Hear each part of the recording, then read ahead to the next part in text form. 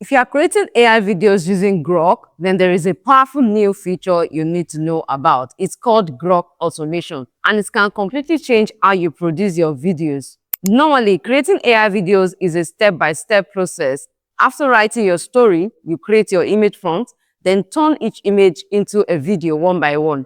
This can take a lot of time, but with this tool I'm about to show you, all your video clips are created automatically. You just sit back and watch the magic happen. It even has camera movement, transitions, and scene flow automatically, without you having to ask. I don't want to talk too much. You will see exactly what I mean soon. Like and share this video, and I think I deserve a thank you in the comment section. To access this feature, you open your browser. I'm using Google Chrome. Yes. Then you type Grok Automation extension, Grok Automation extension, and then you choose this first one, right? So you need to add it as an extension to your browser, add to Chrome. If you are using a mobile phone, you can add extensions to your browser by going through some browsers like Kiwi browser and Queta. I'll put the list in the description box so you can see, you can try them and see if it will work well on your phone, right? So I'm going to click on Add to Chrome right here, and I'll click Add Extension. Okay, so automatically it has been added to Chrome. So you can just close this one, then you open grok.com. So once you open grok.com, make sure you have all the images you want to animate ready. So as an example for this tutorial, I'm going to be using this particular story. I have the story that I created with all the images, some of the images ready, or all the images ready. So I'm going to use these images now to show you how to use this Grok automation tool. Now, you have to be on Grok. You open grok.com, make sure you're on grok.com. Then you also need to have your prompts ready. Look at the prompts. I have created a document with the prompts to animate each scene. So you can see each scene. You can see scene 1 with the prompts to animate, scene 2 with the prompts to animate, like that. I have about 20 scenes for the purpose of this tutorial, as you can see here.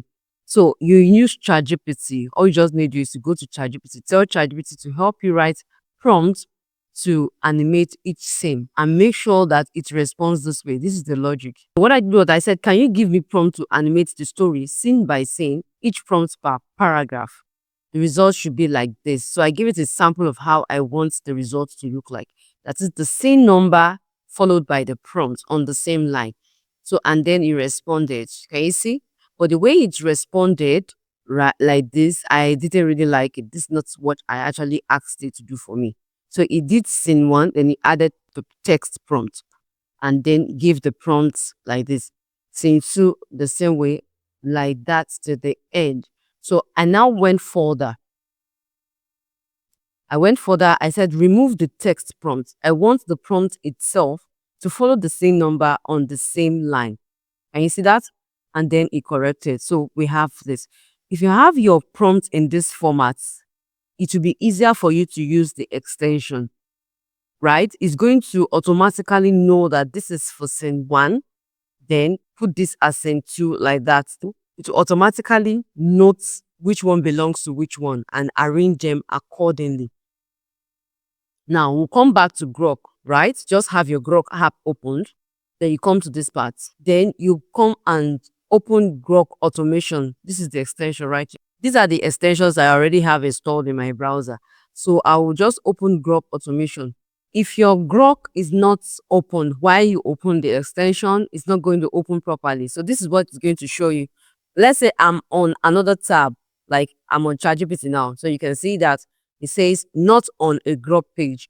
The Grok Automation tool only works when you're on a Grok.com Imagine page. So I will need to be on the Grok page for it to open for me properly, as you can see.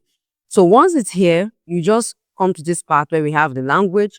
Make sure it's on English. If it's not on English, you can change it to English. Normally, it could be on this particular language. Just change it to English, right? Then we are doing text.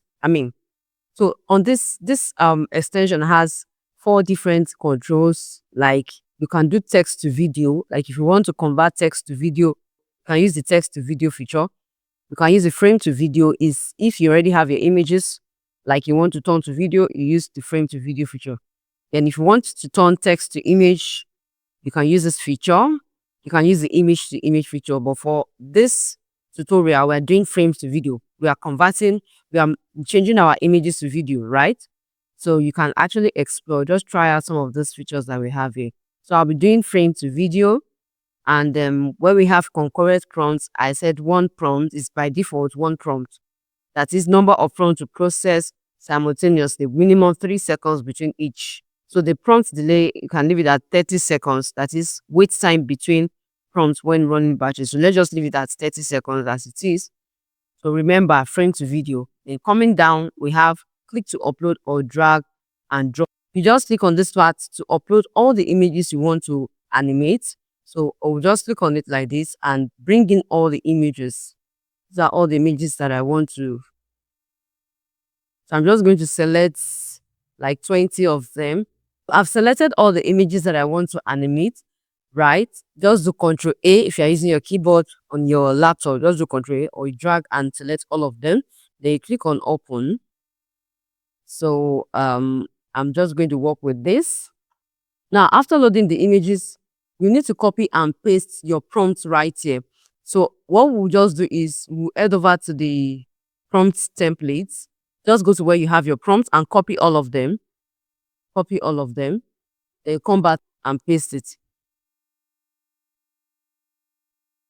So you can see I have my prompt scene by scene. Scene 1 with the prompt, scene 2 with the prompts like that till the end. And once that is done, you can see, okay, let me show you something. Once you have your prompts there, you can see for each of the image, it has done the breakdown automatically. Let me take the prompt off so you can see what I'm saying. When I took it off, you can see that we don't have anything here. But on pasting the prompt, if you scroll down, you will see the breakdown.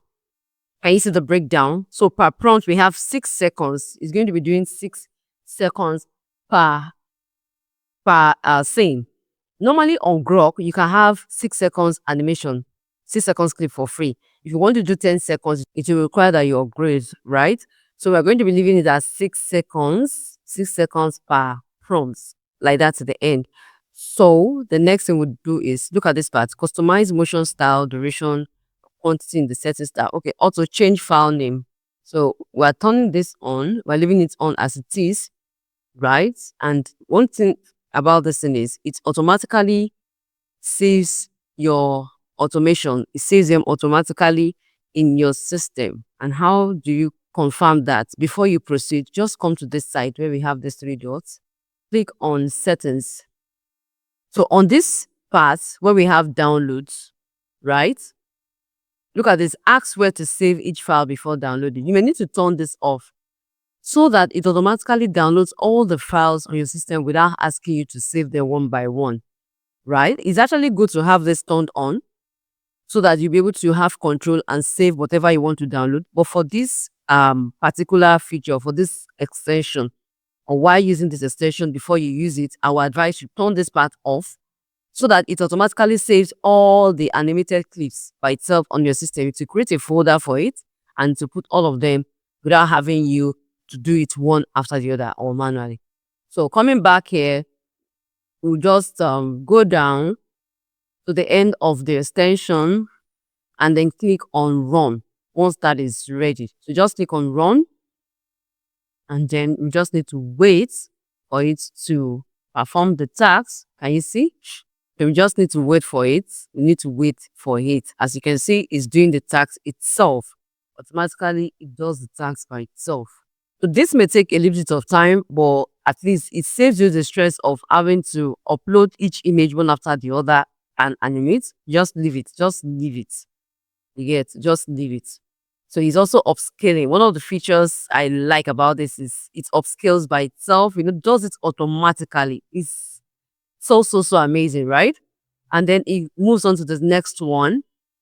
And you see, it picks the second image. I'm not touching it right now. It does it, and you can see it has saved the first one automatically. It saves it automatically. So you just leave it. Just leave it. Do something else while this is going on your background. Students, I need your full attention for this important announcement. Once the whole process is completed, you just come to this side where you have downloads, or you just go and look for downloads on your system. You can see all of them right there. So you can just click on show in folder, so you can see the folder that it's saved. So it's inside my downloads, and it created this folder, the name named with the date, this today's date, the date of creating this. So if I open the folder now, you can see all the clips that have been created. So see all the clips that have been created. You can see all of them. You'll also notice the way the labeling is being done. So you don't have to start looking for the first or which one is the next scene and all of that. Is one, this is another one. But with this, you don't have to create your videos manually. I hope this helps. Thank you so much for watching. See you in my next video.